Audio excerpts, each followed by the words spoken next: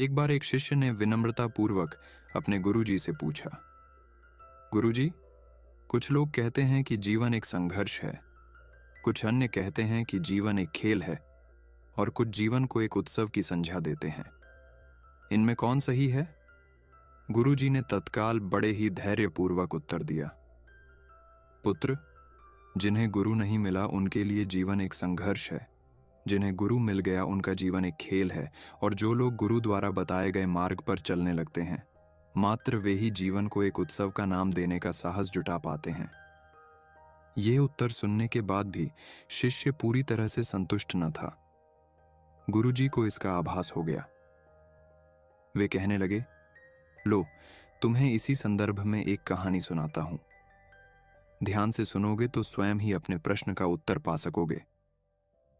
उन्होंने जो कहानी सुनाई वह इस प्रकार थी। एक बार की बात है कि किसी गुरुकुल में 3 शिष्यों ने अपना अध्ययन संपूर्ण करने पर अपने गुरुजी से यह बताने के लिए विनती की कि उन्हें गुरु दक्षिणा में उनसे क्या चाहिए।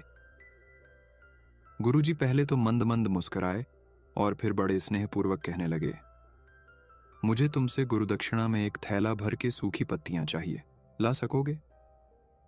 वे तीनों मन ही मन बहुत प्रसन्न हुए, क्योंकि उन्हें लगा कि वे बड़ी आसानी से अपने गुरुजी की इच्छा पूरी कर सकेंगे।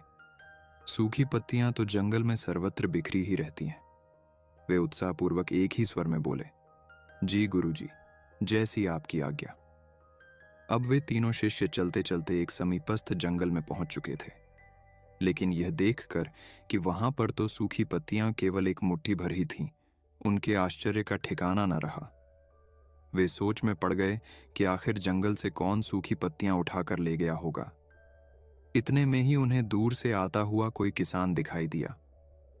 वे उसके पास पहुंचकर उससे विनम्रतापूर्वक याचना करने लगे कि वह उन्हें केवल एक थैला भर सूखी पत्तियां दे दे। अब उस किसान ने उनसे क्षमा याचना करते हुए उन्हें यह बताया कि वह उनकी मदद नहीं कर सकता, क्योंकि उसने सूखी पत्तियों का ईंधन के रूप में पहले ही उपयोग कर लिया था। अब वे तीनों पास में ही बसे एक गांव की ओर इस आशा से बढ़ने लगे थे कि हो सकता है वहां उस गांव में उनकी कोई सहायता कर सके।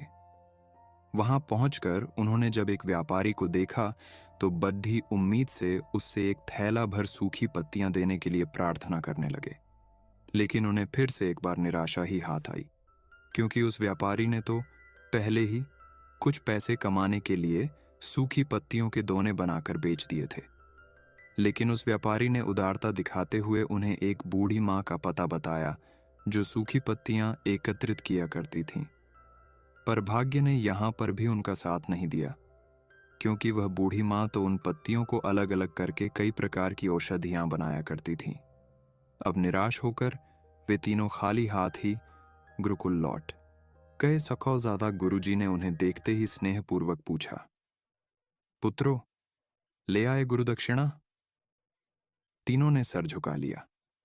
गुरुजी द्वारा दोबारा पूछे जाने पर उनमें से एक शिष्य कहने लगा, गुरुदेव, हम आपकी इच्छा पूरी नहीं कर पाए। हमने सोचा था कि सूखी पत्तियां तो जंगल में सर्वत्र बिखरी ही रहती होंगी, लेकिन बड़े ही आश्चर्य की बात है कि लोग उनका भी कितनी तरह से उपयोग करते हैं। गुरुजी फिर पहले ही की तरह मुस्कुराते हुए प्रेमपूर्वक बोले, निराश क्यों होते हो? प्रसन्न हो जाओ, और यही ज्ञान की सूखी पत्तियां भी व्यर्थ नहीं हुआ करती, बल्कि उनके भी अनेक उपयोग हुआ करते हैं। मुझे गुरु दक्षिणा के रूप में दे दो। तीनों शिष्य गुरुजी को प्रणाम करके खुशी खुशी अपने अपने घर की ओर चले गए।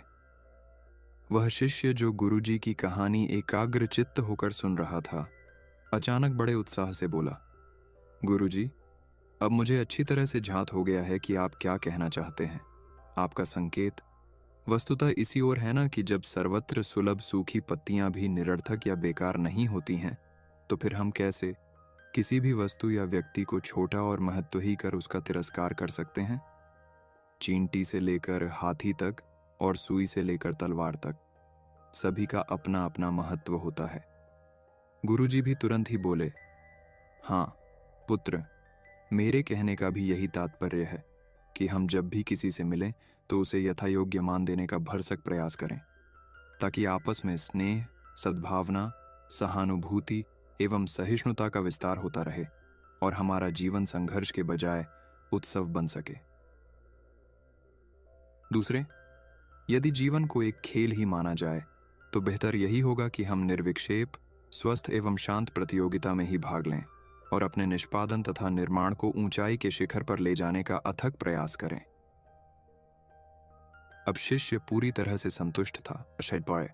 अंततः मैं यही कहना चाहती हूं कि यदि हम मन, वचन और कर्म, इन तीनों ही स्तरों पर इस कहानी का मूल्यांकन करें तो भी यह कहानी खरी ही उतरेगी। सबके प्रति पूर्वाग्रह से मुक्त मन वाला व्यक्ति अपने वचनों से कभी भी किसी को आहत करने का दुस्साहस नहीं करता और उसकी यही ऊर्जा उसके पुरुषार्थ के मार्ग की समस्त बाधाओं को हर लेती है। वस्तुतः हमारे जीवन का सबसे बड़ा उत्सव पुरुषार्थ ही होता है, ऐसा विद्वानों का मत है।